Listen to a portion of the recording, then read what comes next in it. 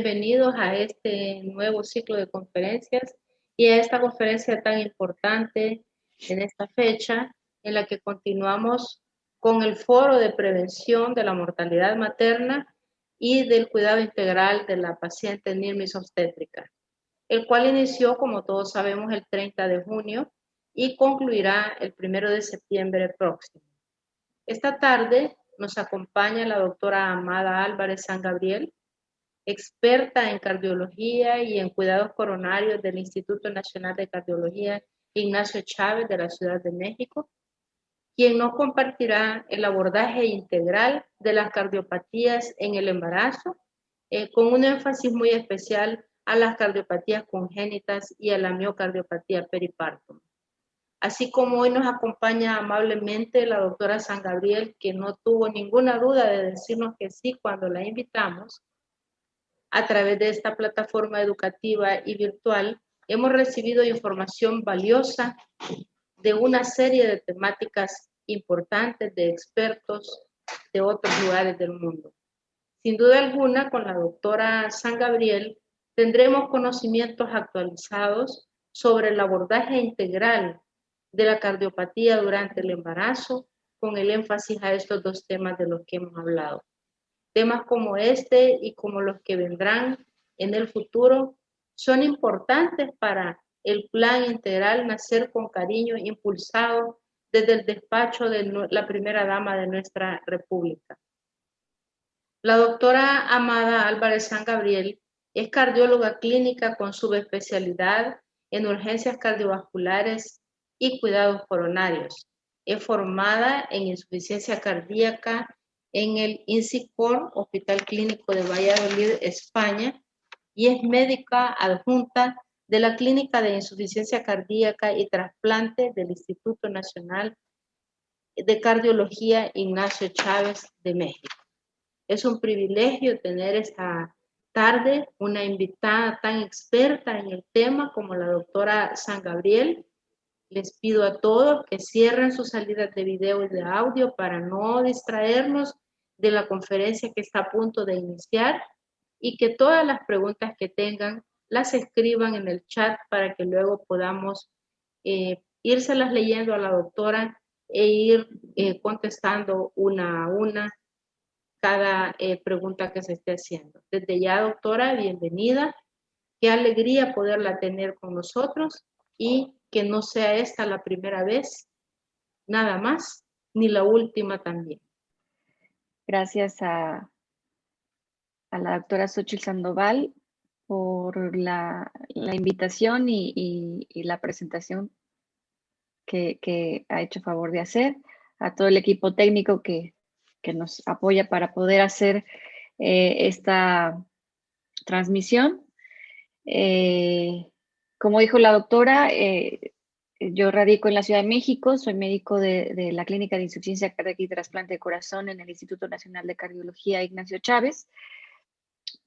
Esto desde los últimos 2 años. Sin embargo, para poner en contexto del tema que vamos a abordar, quiero decirles que 12 años trabajé en el servicio de urgencias y en la unidad coronaria, atendiendo desde luego cualquier cantidad de urgencias cardiovasculares, pero también recibiendo muchas pacientes embarazadas con cardiopatía. Y en ese sentido, pues vamos a centrar esta plática. Decirles también que el Instituto Nacional de Cardiología tiene un convenio con el Instituto de Perinatología, también de la Ciudad de México, que es el hospital de tercer nivel de atención para el embarazo de alto riesgo. Y en trabajo conjunto colaboramos para poder atender a las pacientes embarazadas con cardiopatía. Y esto, la verdad es que ha tenido muy buenos frutos y muy buenos resultados con las mujeres embarazadas. Bien. Como introducción, quisiera decirles algunos puntos importantes. En la actualidad, muchas mujeres no solo nacen, sino también llegan hasta la edad reproductiva con cardiopatías congénitas simples o complejas. Y esto se debe, desde luego, a la mejoría en las técnicas quirúrgicas, a los procedimientos intervencionistas estructurales de algún tipo de cardiopatías y a la detección oportuna de las niñas con cardiopatías. Entonces, esto nos plantea un escenario donde no es una rareza encontrar pacientes en consulta que tengan cardiopatía congénita y que se encuentren en edad reproductiva. Desde luego que un embarazo en una mujer con una cardiopatía compleja implica un riesgo de entrada moderado a alto para el binomio, que eso desde luego siempre es una preocupación. Aquí en todo el mundo la muerte materna es un evento que siempre queremos evitar, que siempre queremos reducir los números y en ese sentido tenemos que trabajar. Decir también que muchas de estas mujeres no cuentan con acceso a hospitales de tercer nivel de atención y eso también podría impactar en el riesgo de la muerte materna. Como médicos clínicos es importante identificar a las mujeres con cardiopatías congénitas, incluso desde adolescentes. Yo he tenido adolescentes en consulta e incluso a pesar de que culturalmente no se habla de forma tan abierta de los temas de sexualidad, incluso con la madre presente, yo advierto a las pacientes muy jovencitas acerca de la seguridad que deben de tener cuando inician su vida sexual, porque un embarazo en presencia de una cardiopatía congénita nos pone en un escenario que incluso puede poner en riesgo la vida de la mujer y, por supuesto, del producto.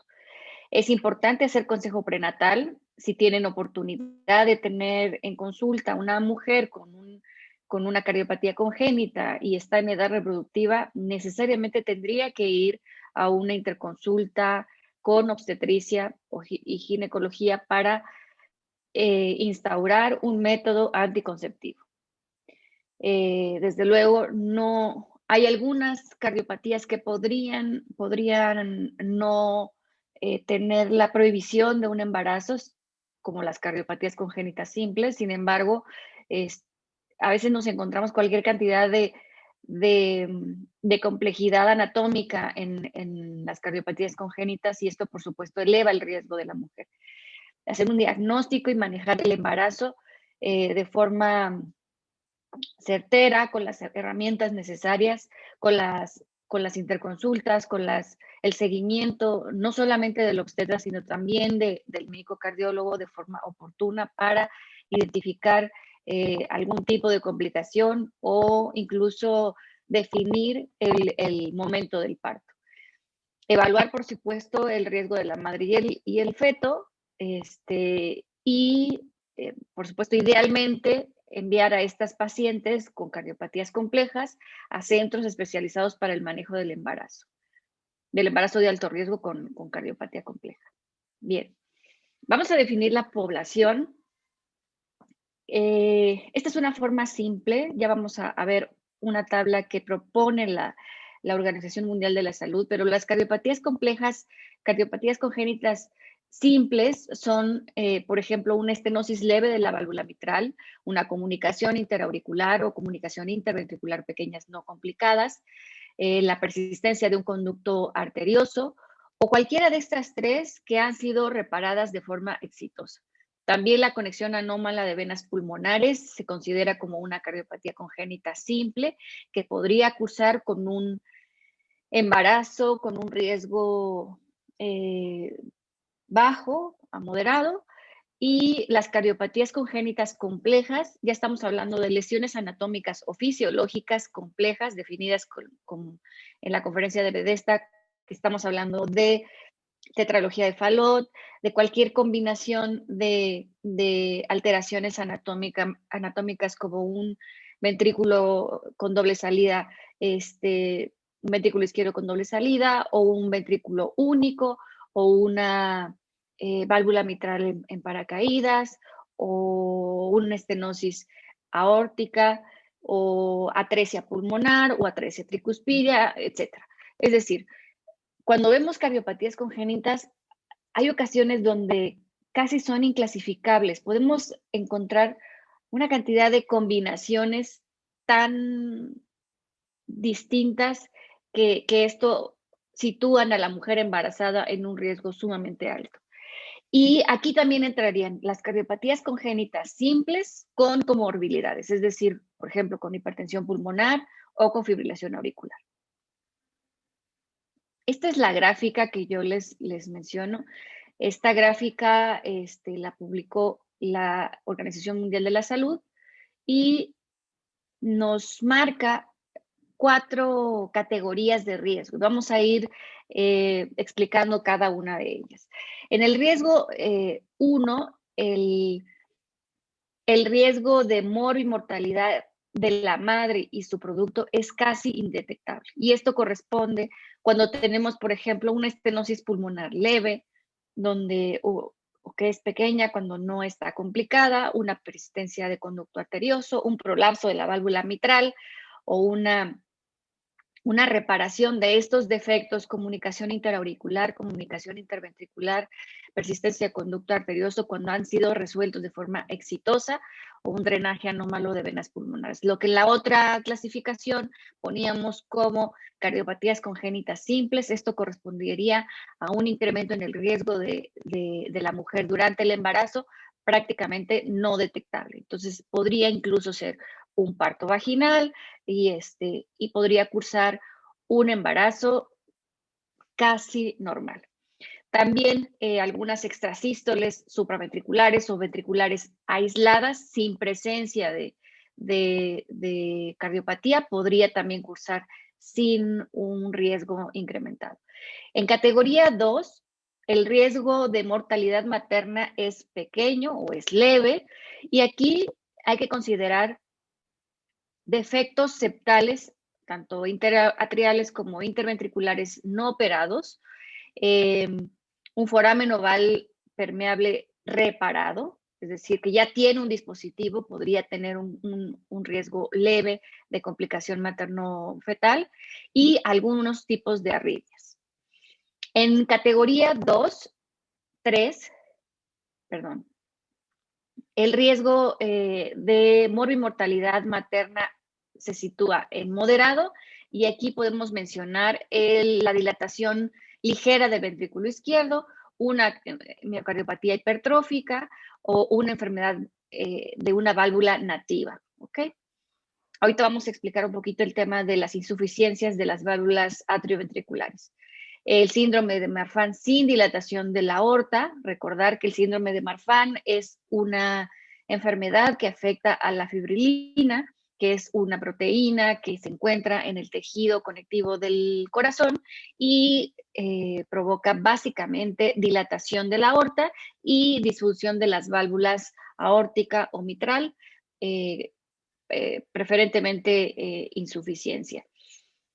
También decir que la dilatación de la aorta en presencia de una válvula aórtica bicúspide también podría entrar en esta categoría de riesgo moderado y una coartación reparada de la aorta.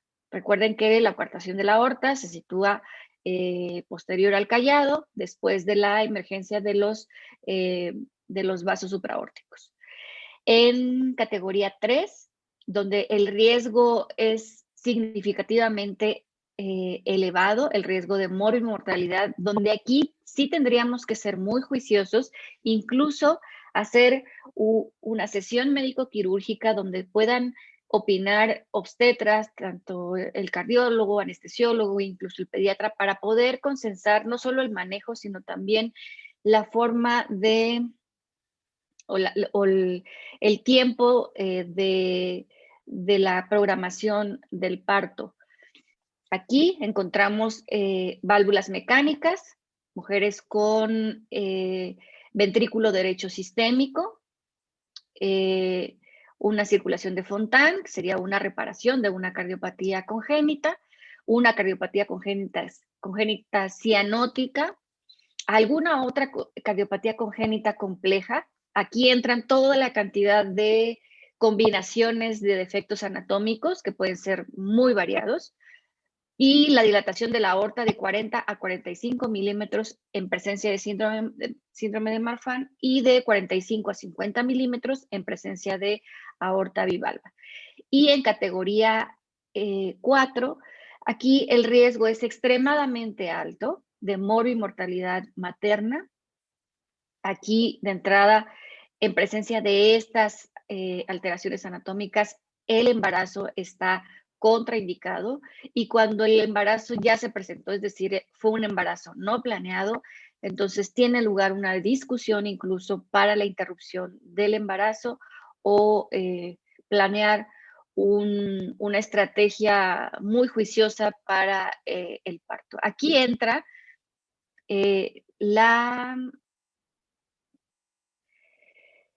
la disfunción ventricular izquierda severa, es decir, una fracción de eyección del ventrículo izquierdo menor al 30% y que la paciente esté en clase funcional 3 o 4. Una miocardiopatía periparto previa. Hay mujeres que tienen miocardiopatía periparto y a lo mejor es su primer embarazo e incluso desean un segundo hijo. La posibilidad de que vuelva a repetir es muy alta. O que tenga complicaciones o nuevamente disfunción ventricular izquierda es muy alta. Estenosis mitral severa, estenosis aórtica severa sintomática, dilatación de la aorta mayor a 45 milímetros en síndrome de Marfan y mayor de 50 milímetros en presencia de aorta bicúspide y una coartación aórtica nativa severa, es decir, no reparada. En estudios publicados, después de estas clasificaciones, se ha observado que dentro de este alto riesgo de la mujer con valvulopatías, también entran las válvulas protésicas y aquellas pacientes que tienen una insuficiencia valvular de las válvulas atrioventriculares, es decir, la válvula mitral y la válvula tricúspide, por arriba del grado moderado con insuficiencia cardíaca, en clase funcional 2 de la New York Heart Association o mayor, evaluada antes del embarazo. En este contexto, la paciente con un embarazo ya se sitúa en un riesgo alto. En estos casos o en este grupo de pacientes, el embarazo, desde luego, se aconseja evitarse o en caso de que ya esté presente, pues evaluar en consenso la interrupción. Existe una adaptación fisiológica del sistema cardiovascular ante la presencia de embarazo. Esos son cambios normales que ocurren en cualquier mujer que se embaraza. Y están situados en esta círculo óvalo rojo. Aumenta el volumen latido, incrementa la frecuencia cardíaca, disminuyen las resistencias vasculares sistémicas y existe un remodelado concéntrico e incluso hipertrofia durante este periodo fisiológico del embarazo. En presencia de algunas cardiopatías, por ejemplo, una miocardiopatía periparto o una miocardiopatía dilatada, la contractilidad tiende a disminuir, el gasto cardíaco tiende a reducirse, la precarga aumenta y las presiones, los mecanismos compensatorios de las presiones pulmonares aumentan. En una miocardiopatía hipertrófica, aquí la relajación del ventrículo izquierdo tiende a disminuir, el volumen sistólico disminuye, el gasto cardíaco disminuye y la precarga aumenta. Y en presencia de una miocardiopatía restrictiva, aquí lo que produce desde luego es restricción al llenado y con incremento de las presiones de llenado del ventrículo izquierdo, el volumen sistólico disminuye, el gasto cardíaco disminuye y aumenta la precarga. Esto a grosso modo. Vamos a ir explicando uno por uno todos los cambios hemodinámicos que se suceden durante el embarazo. A partir de aquí, toda la fisiología, quiero explicar bien la fisiología de los cambios cardiovasculares que se suceden en el embarazo, porque en ese sentido, si lo tenemos perfectamente claro, podemos entender mejor cuando estamos frente a una cardiopatía congénita o una miocardiopatía en presencia de embarazo. Por eso es importante conocer todo lo que sucede en términos de fisiología cardiovascular.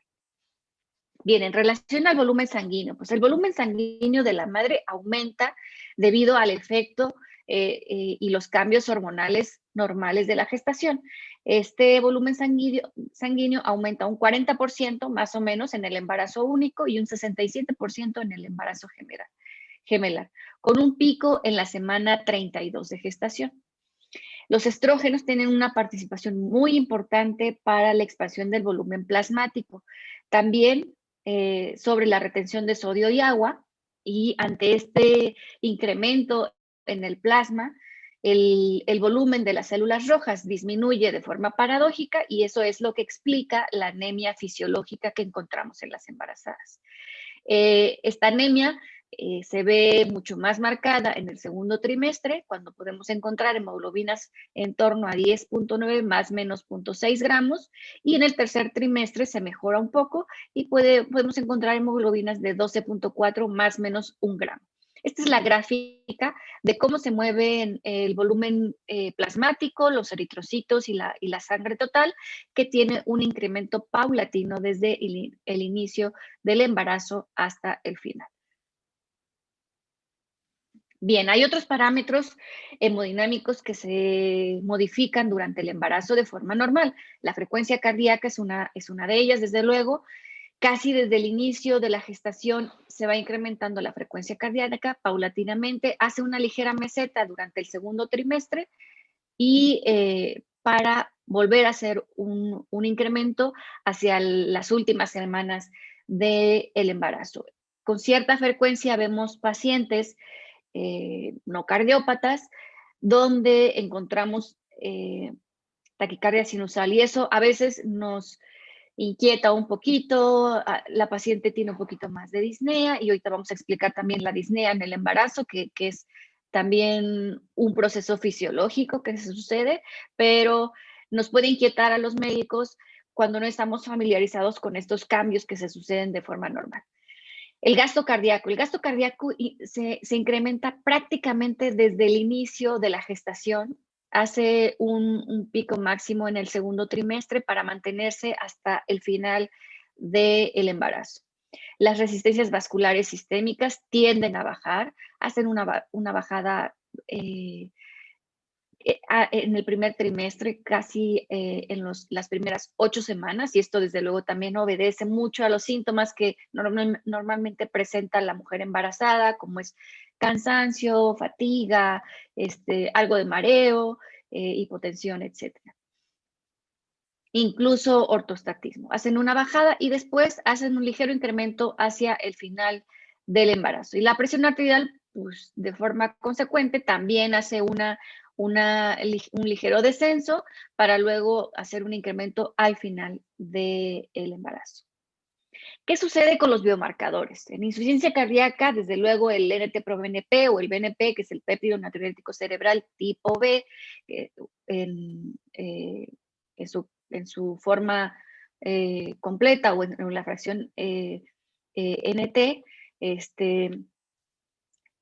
tiende a elevarse normalmente en la mujer embarazada sin cardiopatía. Normalmente se eleva el doble de lo que normalmente se tiene en sujetos o en personas no embarazadas, en sujetos controles, ¿ok? Hay un corte que a mí me parece importante ponerlo porque si bien es cierto que el NT-proBNP o el BNP se incrementan durante el embarazo y así se mantienen hasta más o menos 72 horas después del parto, es importante que si tenemos ciertas sospechas, disnea, que a veces es normal, pero se puede salir un poco de la normalidad, este valor podría hacernos la diferencia en el diagnóstico si la paciente está cursando con insuficiencia cardíaca.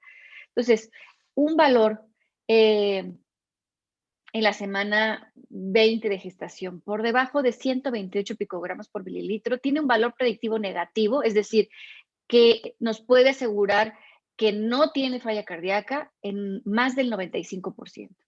¿Okay? Entonces, este es como uno de los mensajes importantes. Si yo tengo como médico sospecha de que mi paciente pueda tener falla cardíaca, además de que le tendría que hacer un electro y todo lo demás que vamos a ver más adelante, si le hago biomarcadores, este sería un corte, digamos, para descartar que la disnea es o no de origen cardíaco.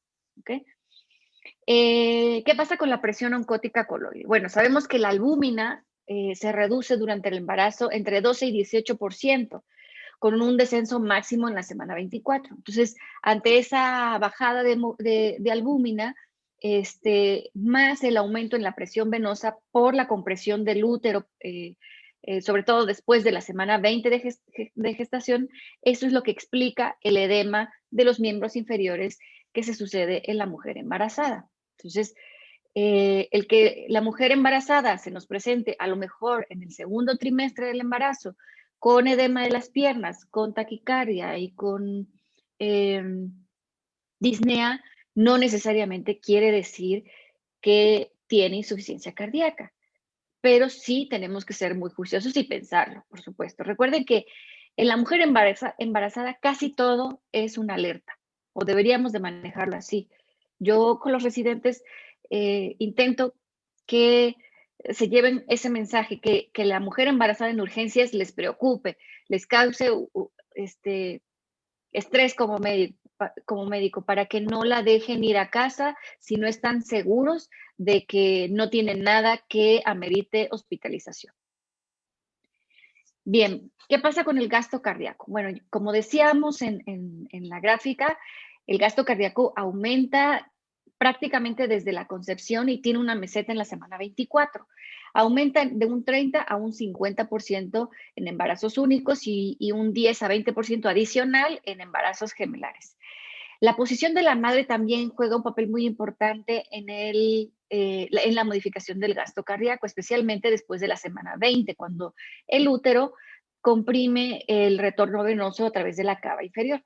Esto puede causar síntomas como lo son mareo, náusea, bradicardia o incluso hipotensión.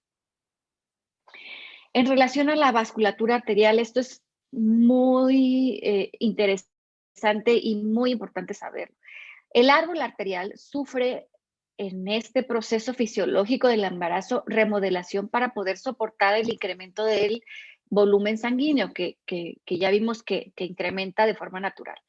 Esta circulación hiperdinámica incrementa el riesgo de dilatación de la raíz aórtica, incluso incrementa el riesgo de disección, que disección aórtica en una mujer embarazada, bueno, ya nos sitúa en un escenario gravísimo. ¿Por qué es importante saberlo? Porque entonces tenemos que tener muy presente estos cambios que se suceden en pacientes que tienen ortopatías como lo son el síndrome de Marfan o el síndrome de Turner. ¿Okay? Recordar, síndrome de Marfan es una alteración que provoca predominantemente dilatación de la raíz de la aorta e insuficiencia aórtica preferentemente. También puede causar insuficiencia mitral, no es lo más frecuente, pero también puede suceder. Y el síndrome de Turner está más bien asociado a aorta bivalva y coartación de aorta. Entonces, tener mucho juicio en estos escenarios de las ortopatías. Las resistencias vasculares pulmonares disminuyen. Esto es bien interesante porque es importante recordar que la naturaleza es muy sabia y lo hace justamente, es un cambio fisiológico que se sucede después de la semana 8 y se mantiene en estabilidad el resto del embarazo. La disminución de las resistencias vasculares pulmonares permite que se acomode el incremento de más o menos 47% del flujo sanguíneo pulmonar y eso permite también que la presión de la arteria principal pulmonar no se eleve durante el embarazo. A veces tenemos esta idea de que normalmente la mujer embarazada va a incrementar su presión pulmonar por razones fisiológicas. No es así si tiene una fisiología en la circulación pulmonar normal. Se incrementa el flujo pulmonar, pero las resistencias vasculares disminuyen para poder permitir este acomodo en las presiones y esto, como consecuencia, no incremente la presión de la arteria pulmonar principal. También decirles que las resistencias vasculares sistémicas se reducen y esto a su vez reduce la precarga y la poscarga y provoca muchos cambios desde la semana 8 posterior al último ciclo menstrual. Es decir, desde las etapas iniciales del embarazo sucede esto. Y esto también explica mucho de los síntomas muy tempranos del embarazo. Las resistencias vasculares sistémicas se disminuyen más o menos 30% con una DIR en la semana 24 y después tienden a incrementarse hasta que llega el momento del parto. Bien, en relación a los cambios ventilatorios, decirles que el volumen tidal, el volumen minuto, aumenta de forma natural en un 40% con un incremento en la ventilación por minuto. Entonces, es un poco, es más bien, no un poco, es normal ver que la mujer embarazada respira un poquito más rápido. Esto, a su vez, incrementa el consumo de oxígeno y esta sensación que tienen las embarazadas de disnea, de fatiga al incorporarse de la silla, al incorporarse de la cama, al caminar un poco, etc. Máxime si no tienen un entrenamiento previo al embarazo, como las mujeres que hacen normalmente ejercicio y se embarazan y estos cambios no son notables, digamos, ¿no? En relación al electrocardiograma, hay 3 aspectos importantes que destacar. La desviación del eje a la izquierda, que es mucho más marcado hacia el tercer trimestre, y esto se debe a la elevación del diafragma por el incremento en el volumen del útero. El acortamiento de los intervalos PR, QRS y QT puede estar acompañado por el incremento en la frecuencia cardíaca en reposo, que ya vimos que normalmente aumenta. Y con frecuencia se pueden ver anormalidades no específicas del ST, incluso depresión del ST que nos podría inquietar un poquito o ver ondas T planas o invertidas. ¿Okay? Si no hay otra manifestación cardíaca en una paciente que cursa un embarazo fisiológico, vamos, sin cardiopatía, sin otra comorbilidad, no tiene ningún significado clínico, esto regresará a la normalidad cuando el embarazo se resuelva. Bien, ahora vamos a hablar del parto. El parto ofrece desafíos importantes para el sistema cardiovascular. Durante el parto, aumenta normalmente la frecuencia cardíaca, aumenta normalmente la presión venosa central y el gasto cardíaco, aumenta la presión arterial al inicio, en la primera etapa del trabajo de parto, que es la etapa donde las contracciones inician. La segunda fase, como sabemos, es el descenso del producto y el nacimiento prácticamente. Durante este periodo de contracciones aumenta el gasto cardíaco, esto debido a un incremento en la actividad simpática por el dolor, por la ansiedad, etcétera, y también por la expulsión de sangre uterina hacia el sistema venoso cuando el bebé nace. Estamos hablando de un incremento súbito de alrededor de 400 mililitros de sangre. Esto incrementa el gasto cardíaco. También la posición incrementa el gasto cardíaco, ya lo habíamos dicho. En decúbito supino se incrementa en un 15% más o menos y en decúbito lateral se incrementa un 8 a 11% más o menos. De acuerdo a la cardiopatía congénita a la cual nos enfrentamos, pues entonces sería adecuado o no incrementar el gasto cardíaco. Ya sabemos que el parto ofrece a la mujer un escenario de hiperdinámico del sistema cardiovascular, entonces a lo mejor un incremento o tenerla totalmente en decúbito supino no es la mejor opción y sí nos podría convenir en las pacientes con cardiopatía ponerla de lado hasta que llegue el momento o esta segunda fase que es el descenso de la cabecita del bebé y el nacimiento. Bien, el posparto o el puerperio inmediato también es un momento que incluso en ocasiones puede ofrecer desafíos mucho más importantes para los médicos, desde luego para la madre. Aquí es que es donde la reserva cardíaca de la madre gestante se pone a prueba de forma muy importante. Ofrece desafíos muy importantes. En este momento de que ya ha nacido el bebé, existe un aumento importante de la precarga y esto se debe a la descompresión de la vena cava por razones obvias. Se vacía el útero y la descompresión de la vena cava que hacía el útero gestante pues ya no existe. Hay un ingreso de sangre a la vena cava inferior desde el útero contraído de forma súbita, aumenta el gasto cardíaco entre 60 y 80% debido a esta incorporación de sangre súbita al sistema venoso y posteriormente a las cavidades izquierdas. La presión arterial puede estar elevada incluso 1 o 2 días después del parto y comenzar a descender y normalizarse hasta 2 semanas después del parto. Considerar también que durante el parto existen pérdidas sanguíneas importantes, si es vaginal, alrededor de 600 mililitros y si es una cesárea, alrededor de 1000 mililitros. Eso es una pérdida habitual y esto puede llevarnos a que la paciente persista con taquicardia o que disminuya su volumen minuto. También eso es importante. Esto en condiciones normales, recuerden.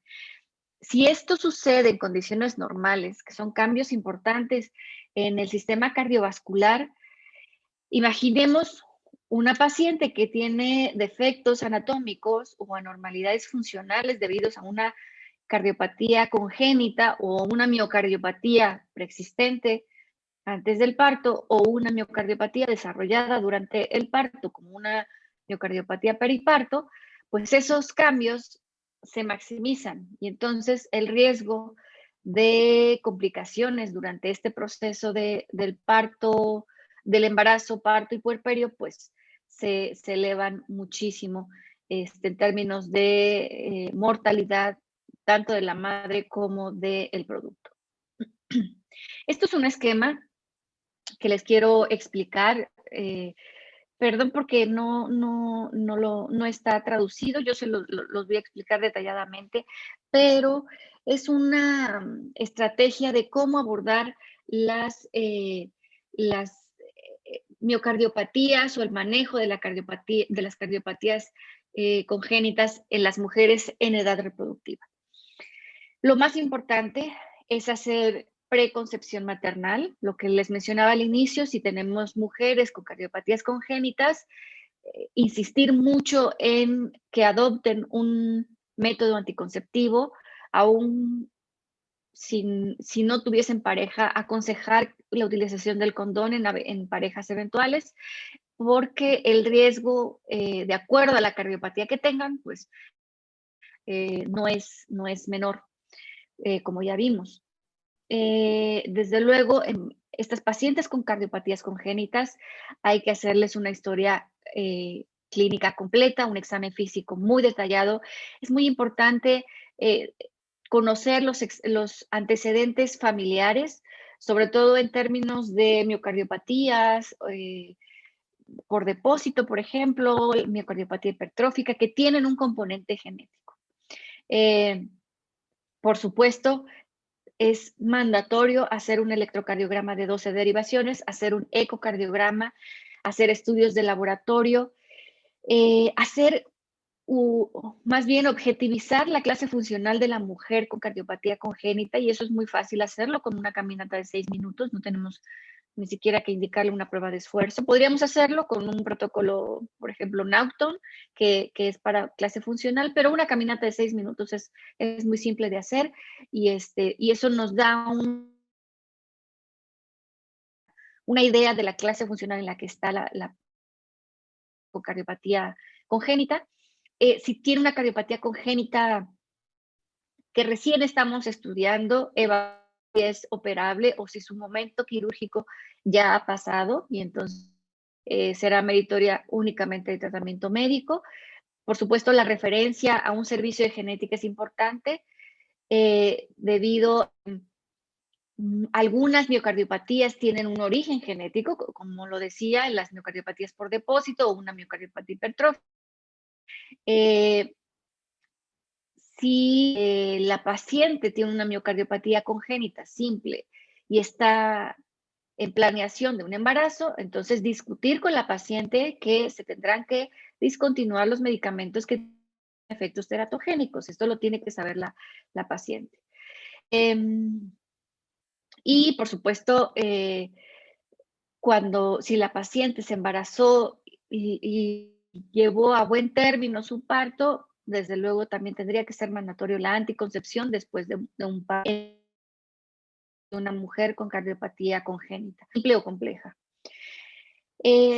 Cuando la paciente ya está embarazada, es decir, tiene ya diagnóstico de un embarazo no planeado o planeado sin pesar del consejo médico, entonces asegurarnos de retirar los medicamentos que sabemos que son teratogénicos. Y estos corresponden a la familia de los IECAS, a la familia de los bloqueadores del receptor de angiotensina 2, por ejemplo.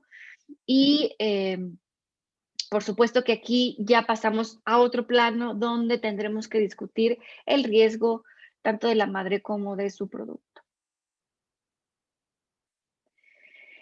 Cuando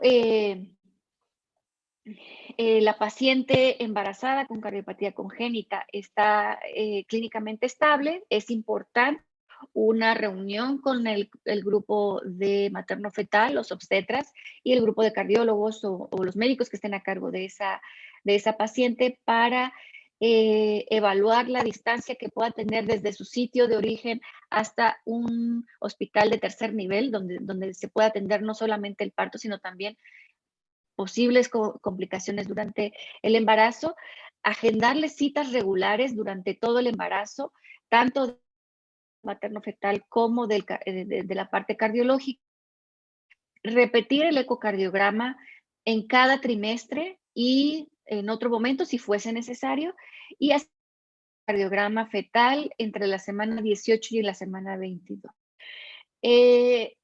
Si podemos planear el parto de acuerdo a la cardiopatía a la cual nos estamos enfrentando de la madre, podríamos planear con el grupo de materno-infantil semana 28 y 32. Asegurarnos que la paciente reciba el tratamiento para la maduración pulmonar del producto, y en algunos casos donde se puede planear un parto vaginal, desde luego preferir hacer un bloqueo epidural. Esto ayuda a que los cambios hemodinámicos no sean tan bruscos, y en otros casos se preferirá entonces la cesárea. Si es un parto vaginal y la paciente ha cursado de forma estable todo su embarazo, entonces podemos hacer una inducción del embarazo, trabajo de parto, en la semana 39, más o menos. Y no olvidar que en esta tienen defectos anatómicos, no olvidar dar profilaxis para el momento del parto por vía vaginal o por vía cesárea. Es muy importante dar profiláctica. En pacientes que tienen un perfil de riesgo mayor, es decir, pacientes disfunción ventricular severa, en clase funcional 4 o 5, en una cardiopatía congénita cianótica o con hipertensión pulmonar, es importantísimo hacer una discusión acerca del riesgo materno-fetal con el grupo de obstetras y cardiólogos. Incluso en algunos casos existe la necesidad de hospitalizar antes a la paciente para que se mantenga monitorizada y llevarla a la mayor estabilidad, incluso a la semana mucho más segura. Vamos a interrumpir el parto para asegurar la viabilidad del producto y reducir el riesgo de muerte en la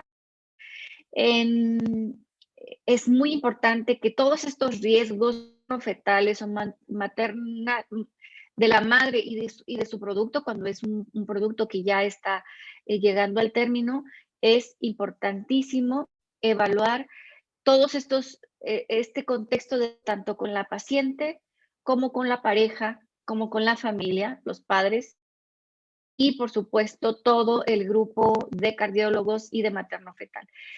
En algunos casos, cuando el riesgo es sumamente alto, a veces la decisión es interrupción del embarazo. Y en esto sí debe existir, como en todas las sesiones médico-quirúrgicas de alto riesgo, desde luego una nota escrita con todos los integrantes de la sesión que han participado en esa decisión. Idealmente también la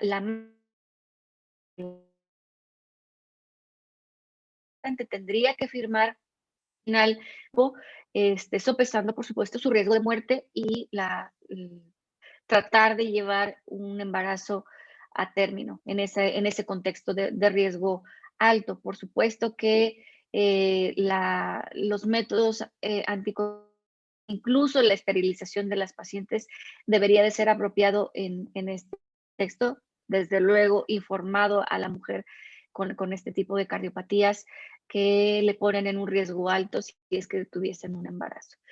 Y, por supuesto, siempre hacer manejo conjunto, equipo de obstetras, y mandar a las pacientes a instituciones de tercer nivel que tengan la capacidad de poder manejar mujeres embarazadas con embarazos de riesgo alto y con cardiopatías. Eh, eh, Después de la semana 26, podríamos decir que el producto podría ser viable y entonces discutir el mejor momento del parto de forma conjunta. Bueno, por supuesto, también determinar, de acuerdo al estatus clínico de la paciente, elegir si podría ser vaginal o cesárea. Cuando el riesgo es alto o extremadamente alto, desde luego que optamos o por la interrupción del parto y incluso cuando, cuando las semanas no están tan avanzadas, eh, sopesando o asumiendo, esa es la mejor palabra, asumiendo el riesgo perinatal para el producto por vía quirúrgica. Rápidamente les comento, en nuestro hospital lo que hacemos es, si la mujer ha cursado su embarazo con la vigilancia del Instituto Nacional de Perinatología y nuestro, ha cursado el embarazo con estabilidad y estamos después de la semana 27, cerca de la 30, intentamos planear la cesárea con el mayor perfil o el marco de riesgo menor posible. Y esto lo hacemos en colaboración conjunta con el Instituto de Perinatología. La cirugía, la cesárea se hace en el Instituto de Cardiología, ahí internamos a la paciente, nosotros la vigilamos unos días, posible avanzar en su gestación, lo hacemos, si es necesario administrar fármacos para maduración pulmonar, lo hacemos, y consensuamos la fecha de la cesárea. Se desplaza una ambulancia con obstetras, con pediatras y perinatólogo. La ambulancia es una ambulancia de alta especialidad con una incubadora a bordo, y la cesárea se lleva a cabo en nuestros los obstetras que vienen de neonatología y los pediatras.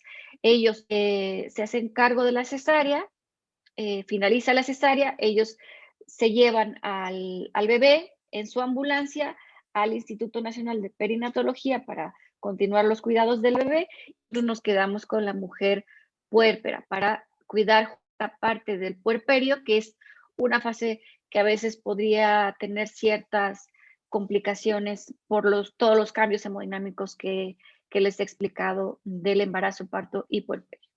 Esa es más o menos la logística que hacemos. Ahora, ¿qué pasa cuando la mujer tiene una miocardiopatía preexistente y se embaraza y tiene falla cardíaca, o hace una miocardiopatía durante? Estas son más o menos las decisiones que tenemos que hacer. Es decir, una cardiopatía congénita o una miocardiopatía hipertrófica por depósito, dilatada idiopática, etcétera. hacemos una evaluación del riesgo. Organización Mundial de la Salud tabla de riesgos en 4 días y hay otro score de riesgo para que evalúa otros datos como un evento vascular cerebral previo, la clase funcional previa al momento del embarazo, previa al embarazo, la clase de insuficiencia cardíaca, etc. De acuerdo a ello, si el riesgo es alto, por supuesto que la indicación es la anticoncepción. Hay que esto y colaborar con el grupo de ginecólogos y obstetras para implementar un método anticonceptivo. Si el riesgo es moderado o bajo, pues entonces haremos un consenso multidisciplinar, definir o diseñar plan de embarazo, parto y puerperio. Hacer citas, periodos de evaluación cardiovascular y evaluación obstétrica, elegir muy bien los medicamentos que podemos utilizar durante y, por supuesto, estar muy presentes y el parto, el puerperio en términos hemodinámicos de la madre y, por supuesto, también la lactancia. Hay algunos medicamentos que se pueden utilizar durante la lactancia y otros no. ¿Qué pasa cuando la mujer embarazada desarrolla una miocardiopatía durante el embarazo? Esta puede ser de cualquier origen. Recordar que la miocardiopatía periparto es un diagnóstico de exclusión, ya lo vamos a decir más adelante, pero si la paciente, si la mujer gestante desarrolla datos que sugieren insuficiencia cardíaca, entonces hay que hacer un abordaje completo para definir o intentar definir de la insuficiencia cardíaca, y si no encontrásemos ninguna causa, pues entonces podríamos estar en posición de etiquetarla o diagnosticarla como una miocardiopatía parto. Si es así, entonces estratificar el riesgo, hacer un manejo médico prácticamente a medida, escoger los medicamentos que pueden utilizarse durante el embarazo, intentar llevarla a avanzar a término, si es posible, y si no, hacer la interrupción del embarazo en el último. La miocardiopatía periparto es una patología que ya lo vamos a definir, pero se presenta, por fortuna de nosotros, cuando se presenta, es desafortunado presente, pero si se presenta, por fortuna, lo hace al del embarazo. Entonces, en este sentido, podemos manejar con cierta seguridad la reducción del riesgo del producto para poder tener o evitar el riesgo de muerte materna. Medicamentos que podrían ayudar en la miocardiopatía periparto, se habla de bromocriptina. Bromocriptina podría tener un lugar si la paciente tiene datos clínicos de insuficiencia cardíaca con inestabilidad o incluso choque cardiogénico. Fuera de este contexto, bromocriptina no tiene el sustento científico suficiente para poderlo indicar antes del parto o incluso después del parto. Bien, entrando a miocardiopatía periparto, bueno, en el 2000 la Sociedad Europea de Cardiología hizo un consenso y definió la miocardiopatía periparto como una condición rara que se presenta con signos y síntomas de insuficiencia cardíaca hacia el final o durante los siguientes meses del parto. Antes de esto, se definía como con tiempos definidos, es decir, síntomas que empezaron un mes antes del parto o 5 meses después del parto. Esto ya no es tan estricto de tiempo. Esto, la Sociedad Europea de Cardiología lo ha hecho un poquito más laxo esta definición, y recordar también que es un diagnóstico de exclusión, es decir, para este entonces que nosotros definimos que tiene una miocardiopatía periparto es porque ya hicimos todo el abordaje diagnóstico con ecocardiograma, con resonancia magnética, con incluso cateterismo, para descartar todas las otras de insuficiencia cardíaca. Deberíamos de tener también la certeza o la idea de que la mujer tenía un corazón sano previo a ese embarazo y esta condición se presenta con disfunción sistólica del ventrículo izquierdo con una FEBI debajo del 45%. Todos estos elementos harían el diagnóstico de miocardiopatía periparto. La prevalencia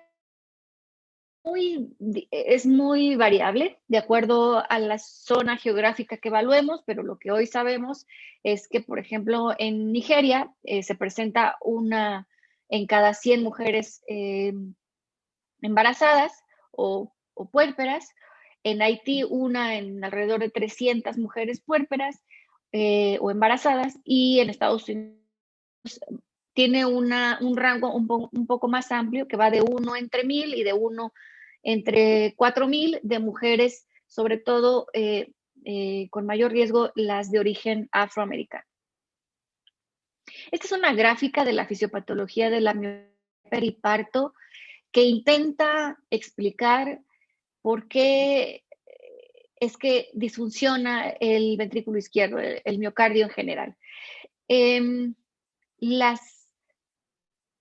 Las vías o las razones fisiopatológicas no están totalmente claras, pero estas son las que mejor definen fisiopatología. Y la hipófisis durante esta etapa final del embarazo produce prolactina y esta a su vez a través de la catespina D hace fragmentación de la prolactina, que a su vez provoca un estado proinflamatorio que ocasiona disfunción endotelial en el árbol arterial sistémico a través de otros mecanismos como citocinas y sustancias proinflamatorias. Se aumenta los niveles del factor del endotelio vascular. También hay una vía que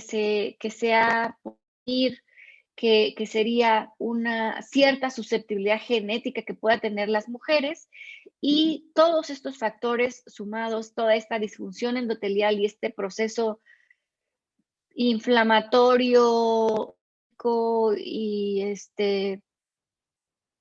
de citocinas llega a la muerte y apoptosis de los cardiomiocitos a nivel del corazón. Esto es lo que puede explicar la fisiopatología de la miocardiopatía periparto. Ya decíamos, la definición es una cardiomiopatía no isquémica con una fracción de eyección por debajo del 45%. Se presenta en el final del embarazo, los primeros meses postparto. Hay algunos factores de riesgo que podemos identificar, como la raza afroamericana, mujeres que tienen preeclampsia en sus embarazos previos, la hipertensión, mujeres multigestas y la edad mayor a 30 años. Los síntomas son básicamente síntomas asociados a la insuficiencia cardíaca, y estos pueden incluso confundirse con los síntomas que normalmente tiene una mujer gestante, como ya lo habíamos dicho, esta disnea, esta taquicardia, el edema de los miembros inferiores, etc. Durante el embarazo, el tratamiento prácticamente estará encaminado a los de insuficiencia cardíaca, es decir, la insuficiencia cardíaca, cardiopatía periparto, se trata como la insuficiencia cardíaca de cualquier otro origen, pero teniendo las particularidades de los medicamentos que podemos y los que no podemos utilizar durante el embarazo. Es decir, podemos utilizar beta bloqueadores, podemos utilizar diuréticos de asa, hidralacina, incluso nitratos, digoxina y, por supuesto, heparina de bajo peso molecular. Si la mujer gestante tiene un ventrículo izquierdo demasiado dilatado y documentamos que tiene un trombo que no es infrecuente encontrar tromos en los ventrículos izquierdos dilatados, entonces tocaría anticoagularla con heparina de bajo peso molecular. No podemos utilizar IECAS, no podemos utilizar bloqueadores del receptor de angiotensina 2 y no podemos utilizar antagonistas del receptor de aldosterona. En caso de que la falla cardíaca sea muy grave o incluso meta a la paciente en choque cardiogénico, entonces considerar dispositivos de asistencia mecánica circulatoria. Incluso en ocasiones se debería de también considerar el trasplante de corazón. Por supuesto que en este contexto de empeoramiento de la falla cardíaca hay que considerar la interrupción del embarazo. Después, por supuesto, después del parto, intentar llevar a la mujer gestante, puérpera, a la estabilidad hemodinámica y, por supuesto, también tener muchas precauciones en la sobrecarga de líquidos, especialmente después del parto, en estas primeras horas del puerperio, que ya sabemos que tiene un gasto cardíaco incrementado y con un incremento en la precarga. Después de el parto y después del embarazo, entonces ya podemos instaurar tratamiento de falla cardíaca con los medicamentos que podemos utilizar. Si la mujer va a pasar por un proceso de lactancia, si la paciente está sumamente delicada, desde luego que la lactancia se omite y entonces daríamos tratamientos habituales e incluso ARNIS o dapagliflozina, que son fármacos con un perfil de eficiencia muy alto en estabilización de la falla cardíaca. Por supuesto, si tenemos la presencia de trombos en el ventrículo izquierdo, tocará anticoagular a la paciente, sobre todo si tiene una fracción de eyección menor al 35%. En esta etapa, si la paciente va a lactar o no, ya podríamos utilizar anticoagulantes orales. Y, por supuesto, de acuerdo al contexto clínico de la paciente y las características o el desarrollo de la miocardiopatía periparto, pues desde luego considerar resincronización cardíaca o desfibrilador. Y la anticoncepción después de este parto debería de estar indicada, por supuesto. Bien, ¿cuáles podrían ser el pronóstico de esta paciente? Pues el pronóstico se empeora cuando la función ventricular está menor. Entre peor clase funcional y fracción de eyección del ventrículo izquierdo, el pronóstico es peor. Entre más dilatado está el ventrículo izquierdo, el pronóstico es peor y la posibilidad de que recupere la función ventricular izquierda es más baja. Si la paciente es de origen afroamericano, también tiene un peor pronóstico y cuando hemos tardado en hacer el diagnóstico, también esto implica un peor pronóstico para la paciente. Por eso es importante no minimizar a veces la disnea o el cansancio al final del embarazo, asegurarnos de escuchar, de auscultar la paciente, de que no tenga soplos, de que no tenga algún dato que nos haga que tiene disfunción ventricular izquierda. Y a la menor sospecha, por supuesto, realizar un ecocardiograma. Un ecocardiograma no tiene ningún efecto deleterio en la mujer embarazada ni en su producto. En el largo plazo podríamos estar en el escenario de una mujer que pueda recuperar la fracción de eyección o que no la recupere o incluso que la deteriore y que se convierta en una paciente crónica con deterioro progresivo de la disfunción ventricular izquierda. Y en este contexto, pues entonces el tratamiento será a largo plazo. En caso de que la paciente discontinúe el tratamiento, entonces hay que vigilar de cerca con visitas médicas para poder, si la paciente tuviera mayor deterioro o requiera nuevamente de la instauración del tratamiento de falla cardíaca. Y Después, incluso de las pacientes que recuperan la función ventricular izquierda, es decir, tienen más del 50% de después de haber sufrido este descenso considerado como una miocardiopatía periparto, deberían de mantenerse también es como la miocarditis viral, pacientes adultos, hombres o mujeres. Cuando recuperan la FEBI, no tenemos claro si el paciente se va a mantener en ese rango de mejoría. Entonces, es muy difícil decir que le vamos a quitar los fármacos o que lo vamos a dar de alta de la consulta y que le vaya bien. No tenemos todavía claro si el paciente recuperado, con FEBI recuperada, pueda tener nuevamente descenso de la FEBI. Eso no hay nada escrito todavía. Ahora, importante, hacer diagnóstico diferencial de miocardiopatía periparto con otras cardiopatías. Por ejemplo, el Takotsubo, que es mucho más frecuente en mujeres, por decirlo así, una miocardiopatía familiar, una cardiopatía preexistente, por eso los antecedentes familiares son muy importantes, una miocardiopatía parto recurrente, es decir, ya tuvo una miocardiopatía periparto del Consejo de Anticoncepción, no lo acató y se vuelve a embarazar. Preeclampsia también es otro diagnóstico diferencial, miocardiopatía hipertrófica, miocarditis virales, por supuesto, miocardiopatía arritmótica del ventrículo derecho, un ventrículo izquierdo no compacto, cardiomiopatía relacionada, cardiotoxicidad por quimioterapia, enfermedad valvular preexistente y que ha pasado desapercibida en el contexto, una enfermedad congénita que no hemos diagnosticado antes del embarazo. También las cardiomiopatías asociadas a taquicardia, una miocardiopatía hipertensiva, cardiopatía isquémica, pues, sobre todo en mujeres más añosas que se embarazan en torno a los 40 años o que tuvieron o que tienen comorbilidades como diabetes, hipertensión, fumadoras, etcétera.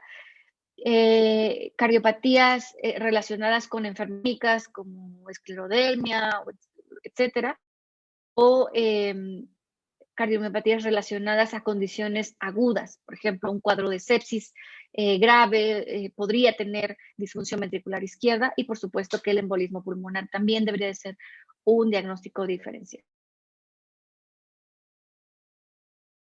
Les pongo estas tablas que me parecieron muy ilustrativas por los colores. En verde son los medicamentos con los cuales podemos tener mayor seguridad de usarlos durante el embarazo en la paciente con cardiopatía o miocardiopatía periparto. En rojo, donde debemos de tener precaución y no administrarlos. Y en azul, donde la información o la evidencia no es tan sólida como para decir se lo doy o no lo doy. ¿Okay? Bien, a los diuréticos de ASA son seguros, los podemos utilizar. Tenemos que tener ciertas precauciones porque pueden causar hipotensión y disminución de la perfusión placentaria. Que durante la lactancia los diuréticos pueden reducir la cantidad de producción de leche, nada más considerarlo. Los veces es seguro utilizarlos durante el embarazo, considerar que podrían tener como efectos retraso renal intrauterino y bradicardia fetal, también hipoglucemia podrían causar, y se pueden utilizar durante la lactancia si la paciente así decide continuar después de su parto. Los niveles de hidralacina son medicamentos inseguros, pueden causar hipotensión, desde luego, solo hay que tener monitorizada a la paciente. También se pueden utilizar durante pero si la paciente cursó con insuficiencia cardíaca durante su embarazo, entonces aquí sería conveniente que después del parto, entonces ya cambiar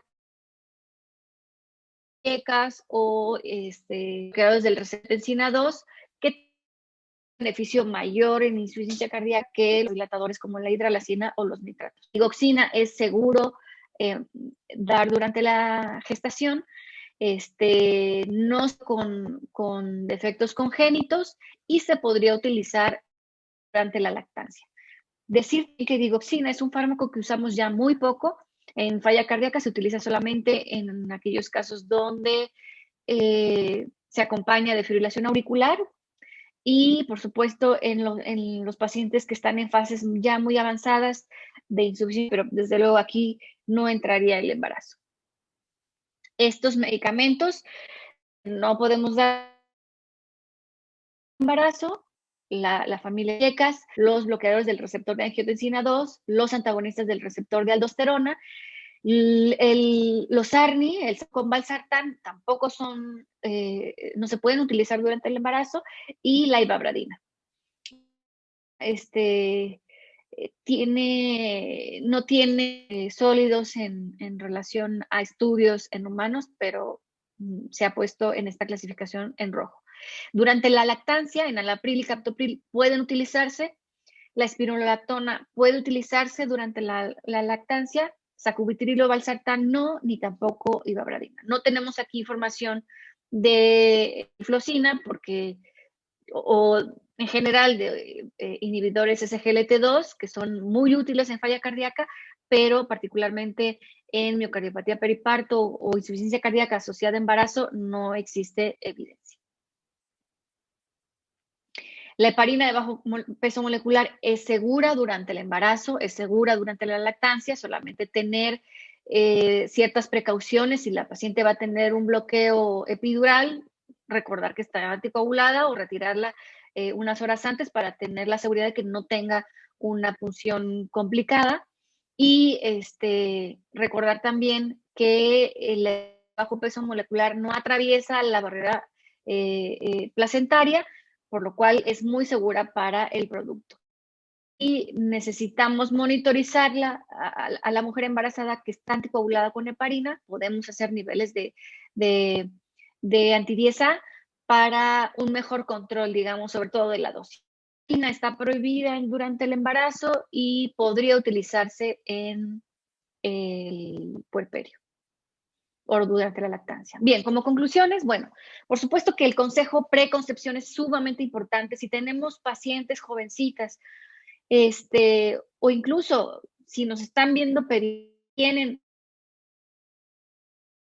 niñas con cardiopatías congénitas, muy seriamente con los padres, porque cada vez la vida sexual se inicia a edades más tempranas, a los 15, a los 14 años. Entonces, de esto tienen que estar muy conscientes los padres de las niñas con cardiopatías congénitas. Si tenemos pacientes, adolescentes o jóvenes con cardiopatías congénitas, enviarlas a oncología y obstetricia para que adquieran un método. Eso es muy importante. Si tienen una cardiopatía congénita, si la mujer puede embarazar, si está estable, cursado perfectamente o está reparado algún defecto que tenga, una CIA, una CIB o una PCA, podría embarazarse, pero entonces tenemos que estarla vigilando tanto el ginecólogo como mujeres embarazadas con cardiopatías congénitas complejas. Es muy importante consensuar de forma multidisciplinaria el manejo y diseñar un plan muy específico para cada paciente y, por supuesto, de acuerdo a la cardiopatía que tenga. Valorar los riesgos de la madre y del producto, y cuando el riesgo de mortalidad es considerable, entonces interrumpir el embarazo. Por supuesto, evitarlo en caso de las mujeres con cardiopatías complejas graves, mandarlas también a que adquieran todo anticonceptivo, pero si ya están embarazadas, entonces pensarse muy bien la interrupción del embarazo. Por supuesto, consensuarlo como grupo médico y el grupo médico con la paciente, con la pareja del paciente y con la familia de la paciente. Y por supuesto que si tenemos pacientes con cardiopatías complejas, con miocardiopatías, con falla cardíaca y embarazo, tendríamos que mandarlas a un hospital que tenga los recursos necesarios para lidiar con este grupo de pacientes y que tenemos que cuidar tanto, por supuesto, en términos de reducir la muerte, la muerte materna. Es la última diapositiva. Les presento aparte del grupo que trabajamos en insuficiencia cardíaca y trasplante del Instituto Nacional de Cardiología, y no me resta más que agradecer enormemente la invitación a poderles dar esta charla. Muchísimas gracias a todos por su tiempo, por su paciencia, y a la doctora Sandoval por la invitación. Muchísimas gracias. Muchas gracias a usted, doctora. Hay bastantes felicitaciones, quiero decirle. Hay 92 contactos conectados, pero hay auditorios de hospitales que la están escuchando. Y es interesante, en primer lugar, un mensaje tan claro que ha dejado del manejo en equipo que estas pacientes deben de tener. Es decir, el manejo en equipo es fundamental para poder entender que el manejo más oportuno, el tiempo en el cual se va a tomar la decisión de terminar el embarazo o si se va a dejar evolucionar, es una cuestión de consenso y de discusión de acuerdo a la individualización de cada caso. Eso es bien importante, que es un mensaje que nos debe quedar claro, como un resumen de lo que usted bien nos ha actualizado a lo largo de esta tarde. Hay algunas preguntas aquí. Quiero decirle que tenemos no solo colegas obstetras, perinatólogos, sino que también hay neonatólogos aquí. Y hay una pregunta de un colega neonatólogo, investigador también, que nos pregunta cuál es su experiencia en su hospital de los resultados maternos neonatales en madres con anomalía de Epstein. Eso es muy, muy importante. Es una gran pregunta. La enfermedad de Epstein, para los que no están familiarizados con es una atrialización prácticamente del ventrículo derecho, es decir, la aurícula derecha es demasiado grande y la implantación de la válvula cúspide es muy baja. Si recuerdan la anatomía cardíaca, pues son 4 cavidades, los 2 aurículas, pero la disposición de la válvula tricúspide es demasiado baja, entonces deja un ventrículo derecho demasiado pequeño. Entonces, anomalía de Epstein, el espectro clínico es demasiado amplio y esto depende del porcentaje de atrialización, es decir, grande es la aurícula y qué tan pequeño es el ventrículo. No sé si me estoy dando a entender. Entonces, de acuerdo a ello, son los síntomas que presenta la mujer con enfermedad de Epstein. Pero decirles también que la enfermedad de Epstein tiene un diagnóstico perinatal muy bueno. Tenemos pacientes adultas mayores con anomalía de Epstein que ya tuvieron hijos, ¿me explico? Que las vemos por los síntomas, por la progresión de la enfermedad, por disnea, etc. La enfermedad de Epstein no es una cardiopatía congénita fácil de tratar. Tienen unas cavidades izquierdas perfectamente normales y las derechas muy anormales. Entonces, tienen disnea, tienen cansancio, pueden tener muchas arritmias supraventriculares y están más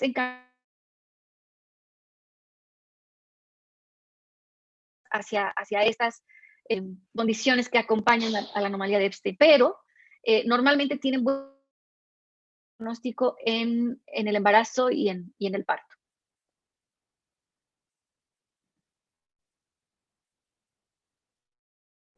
Muy bien, muchas gracias. ¿Hay otras preguntas? Hay otras preguntas, muchas gracias. Preguntan, ¿cuál es su experiencia en las pacientes embarazadas con tetralogía de Fallot? ¿Puede ser llevado a término con un mínimo riesgo para la madre este embarazo? ¿Y cuál es el riesgo para el feto? Es otra gran pregunta. Tetralogía de Fallot es una cardiopatía congénita compleja. Ya el riesgo es alto. Entonces, el embarazo debe evitarse, ¿ok? Por eso lo que les decía al final, detectar a nuestras niñas, los pediatras, que tienen cardiopatías congénitas y hablar con los padres acerca del momento en que llega su adolescencia o su inicio de vida sexual. Es muy importante evitar el embarazo. Si la mujer con tetralogía de Fallot ya está embarazada, el riesgo del embarazo de facto es alto, por supuesto, y entonces ahí tendríamos que consensar si mantenemos la mujer hacia el último trimestre y poderlo interrumpir después de la semana 27. Pero sí nos pondrían, y esto debería de ser una decisión consensada. Hay tetralogía también muy compleja y otras que no son completas, de acuerdo a todos los elementos que componen la tetralogía. Es decir, no tienen tanta hipertrofia, no es tan amplia, etc. Entonces, también el contexto de cada paciente es muy importante. Muy bien, doctora, muchas gracias. Sí, es importante esta pregunta porque mucho en El Salvador se da que el Hospital Nacional de Niños que maneja a estas pacientes las maneja muy bien a lo largo del tiempo, llegan a cierta sobrevida bastante buena, pero sucede que quizás el problema más grave es que no hay una conexión o la concepción esta del manejo en equipo multidisciplinario entre uno y otro hospital, no hay una comunicación y estas niñas son sometidas al riesgo reproductivo, se exponen a relaciones sexuales, salen embarazadas y no hay una planificación de la atención de su embarazo y de su parto, y entonces es cuando ocurre que se embarazan mujeres que tenían contraindicado el embarazo, como en este caso. No digamos en casos en los cuales sí podría ser viable, pero que toda la adaptación materna al embarazo ya es una alteración hemodinámica lo suficientemente importante como para que hayan complicaciones graves en estas patologías. De modo que es importante todo lo que nos está diciendo. Hay una pregunta aquí de un especialista en obstetricia crítica que dice, en cuanto a las arritmias en miocardiopatía peripartum, ¿cuáles son las más frecuentes? ¿Qué nos podía decir sobre esto? Sí, en miocardiopatía peripartum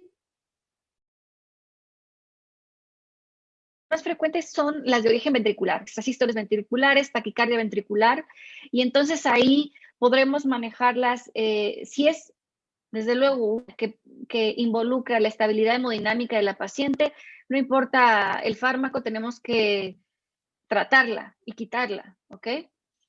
Si la paciente ya no está gestando, está en puerperio, entonces podemos tratarlas con amiodarona, que prácticamente tienen muy buena respuesta a las arritmias ventriculares, incluso evaluar la ruta que va a tomar, porque en ese momento tan próximo o en el puerperio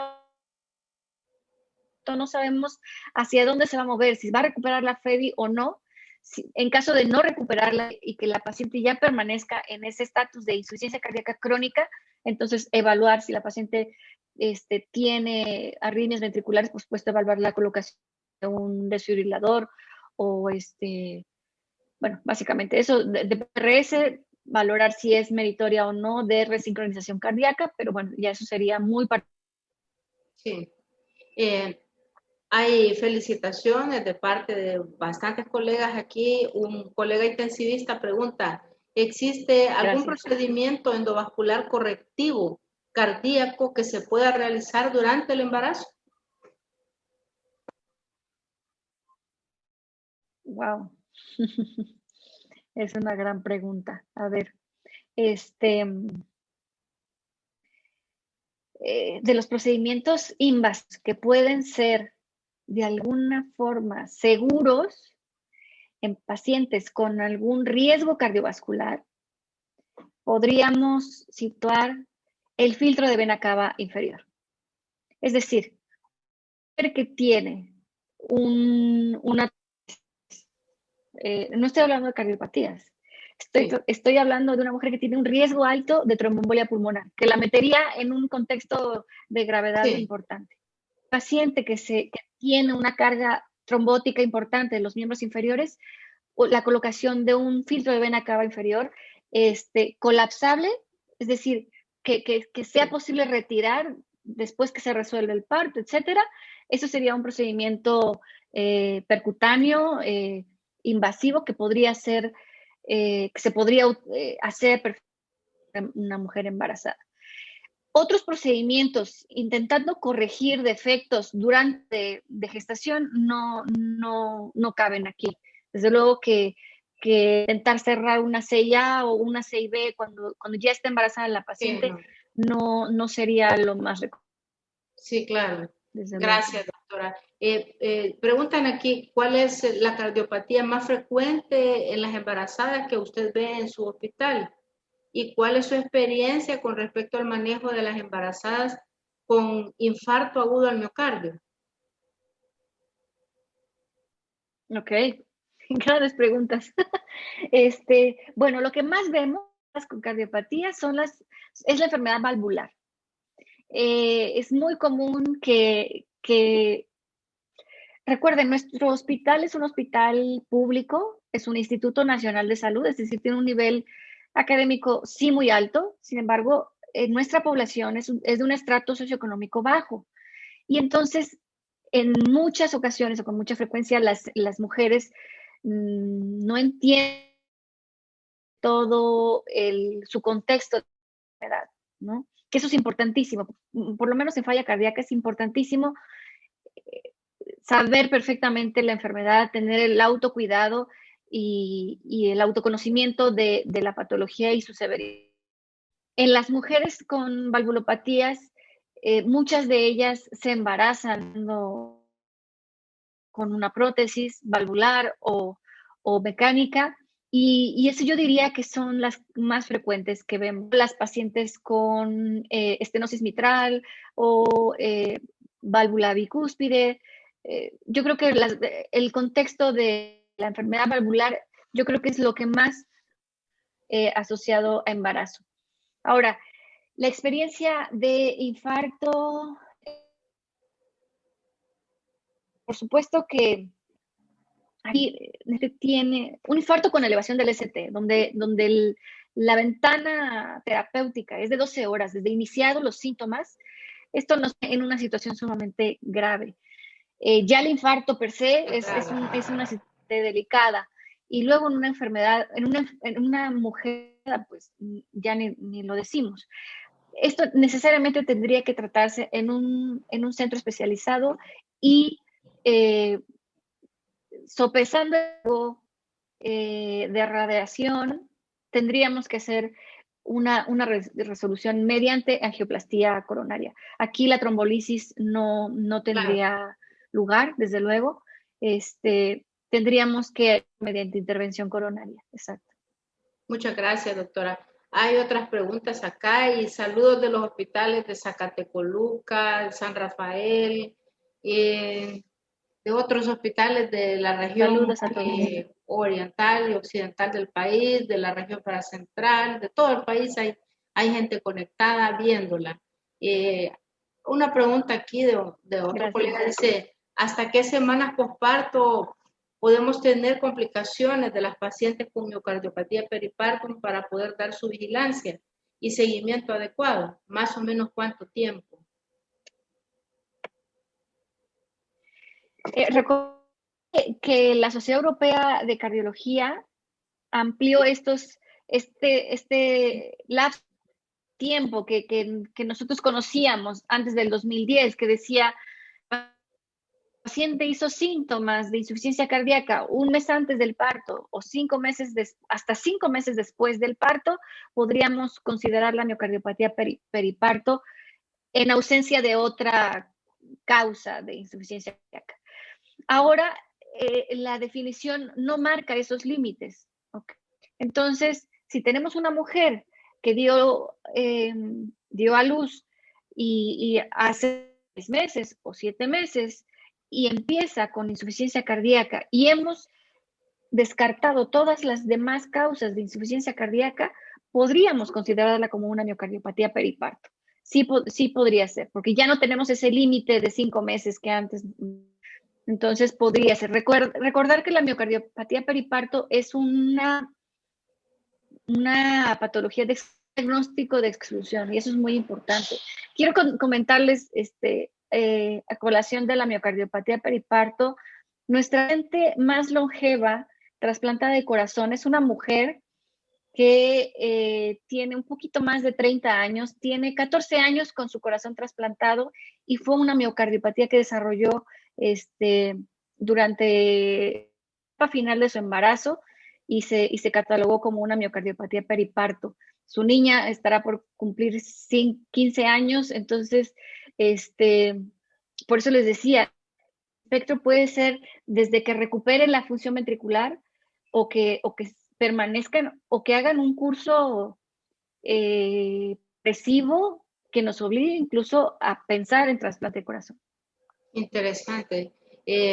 Hay un comentario bastante largo aquí de una colega ginecobstetra que habla sobre la presentación, elogiándola, y también dice, me gustaría saber su experiencia y porcentajes de miocardiopatía periparto en pacientes sin factores de riesgo o solamente con taquicardia sinusal sin defectos estructurales, puesto que muchas pacientes se presentan así y al ser evaluadas no se les pone la atención debida por ser catalogadas como de bajo riesgo. De hecho, claro, por supuesto, miocardiopatía periparto es un diagnóstico exclusión, ¿ok? No tienen, son mujeres que no tienen factores de riesgo, que no tenían una alteración anatómica o funcional cardíaca para y que presentan síntomas de insuficiencia cardíaca. Justo ese es la cajita del diagnóstico, digamos, ¿no? Que es muy frecuente que las pacientes presenten taquicardia sinusal, sobre todo de la segunda mitad al final del embarazo, y esto a veces nos inquieta, pero es normal. Si tuviésemos sospecha que es insuficiencia cardíaca, entonces tendríamos la obligación de hacer un ecocardiograma para verificar que la función ventricular izquierda ha caído, que tiene incremento de las presiones de llenado ventricular, y con eso, pues hacer el diagnóstico de insuficiencia cardíaca. Muchas gracias, doctora. Finalmente hay una pregunta ya para cerrar de un anestesiólogo del principal hospital de atención en obstetricia en el país, quien dice, la felicito por su ponencia. ¿Qué experiencia tienen ustedes en la reanimación de estas pacientes basada en el ultrasonido, más específicamente en ecocardiografía? ¿Lo usan en lugar de catéter en la arteria pulmonar o presión arterial invasora o lo usan en forma complementaria? Muchas gracias por su ponencia. Gracias por la pregunta. Reanimación de volumen, me imagino. Sí. ¿Cierto? No sí. Reanimación cardiopulmonar, no el contexto de la paciente en paro. Sí, reanimación de volumen. No, exacto. No solemos poner catéter Swan-Ganz en pacientes embarazadas. Desde hace varios años utilizamos ultrasonido pulmonar para vigilar congestión pulmonar, medimos vena cava inferior y con eso nos damos mucha idea de hasta dónde llevar la volemia de las pacientes. Sí. Sí, usamos mucho el ultrasonido. Es una excelente pregunta de colega, porque hasta la saciedad estamos viendo recientemente que ya pasó a la historia la presión venosa central para tomar decisiones en este tipo de pacientes y mucho más un catéter de Swan-Ganz en una paciente embarazada de alta complejidad. Método menos invasivo que da una gran fidelidad de los volúmenes y de la hemodinamia de la paciente. De modo que ha sido muy interesante escucharla, doctora. La han escuchado de todos los puntos del país y todos agradecen el interés que hay por mantener actualizada al personal de salud en el manejo de las pacientes obstétricas de alto riesgo. Quiero presentarle mis más sinceros agradecimientos y leerle este diploma que le hemos preparado y que le vamos a mandar. El Ministerio de Salud, a través del Instituto Nacional de Salud de El Salvador, agradece a la doctora Amanda Álvarez San Gabriel por haber impartido magistralmente la conferencia virtual Abordaje Integral de las Cardiopatías en el Embarazo, Cardiopatías Congénitas y Miocardiopatía Peripartum, impartida a profesionales de salud. San Salvador, a los 28 días del mes de julio del 2021, y firma su servidora.